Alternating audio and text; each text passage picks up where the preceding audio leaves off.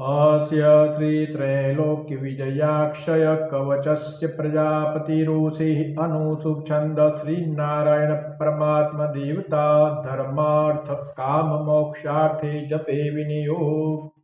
गोपालाक्षय कवच, जिसका पाठ करने से जीवन के आदि व्याधि उपाधि का नाश होता है, घर परिवार में शांति प्रकट होती है, वंश की अभिवृद्धि,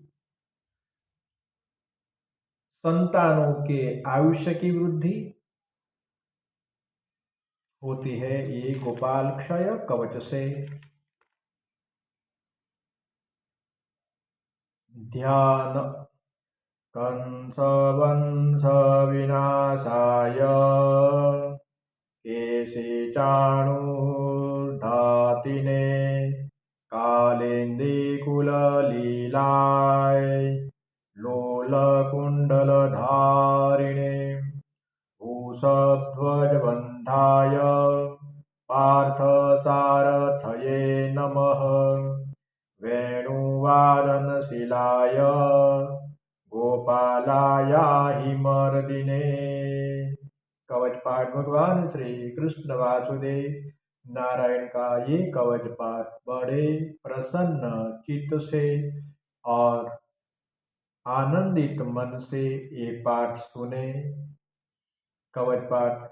पादो रक्षतु गोविंदो जंघे पातु जगत्प्रभु ऊरुध्वो केशव पातु कटी दामोदरस्तत वंदनं श्रीहरिः पातु नाड़ीदेशं च मेच्युत वामपात् तथा विष्णु दक्षिणं च सुदर्शन बाहुमूले वासुदेवो हृदयं च जनार्दनम् कंठं पातु वराहश्च कृष्णश्च मुखमण्डलम् कर्णो मे माधव पातु ऋषिकेशश्च नासिके नेत्रे नारायण पातु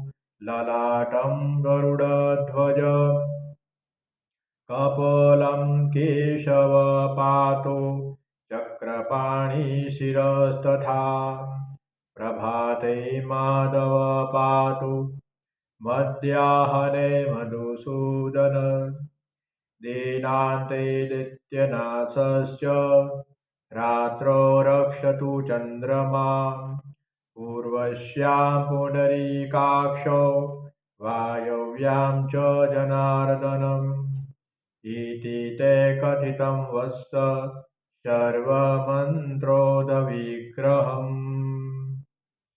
कवच पाठ की फल प्राप्ति। तव स्नेहान्मया ख्यातं न वक्तव्यं तु कस्यचित् कवचं धारयेद्यस्तु साधको दक्षिणे भुजे देवा मनुष्या गन्धर्वा यज्ञास्तस्य न संशय योषिद्वां भुजे चैव पुरुषो दक्षिणे भुजे विभूयात् कवचं पुण्यं सर्वसिद्धियुतो भवेत् कंठे यो धारये देतत् कवचम् स्वरूपिणम् युद्धे जयं वाप्नोति धूते वादे च साधकम् सर्वथा जयमाप्नोति निश्चितं जन्म जन्मनि अपुत्रो लभते पुत्रं रोगनाशस्तथा भवेत् सर्वथा प्रमुक्तश्च विष्णुलोकं स गच्छति। इति श्री ब्रह्म संहितोक्त गोपालक्षय कवच संपूर्णम श्री कृष्णार्पणमस्तु। गोपालाक्षय कवच का नित्य पाठ करने से हमारे अस्तित्व की रक्षा, हमारे संतानों की रक्षा, कुल की रक्षा, वंश की अभिवृद्धि होती है।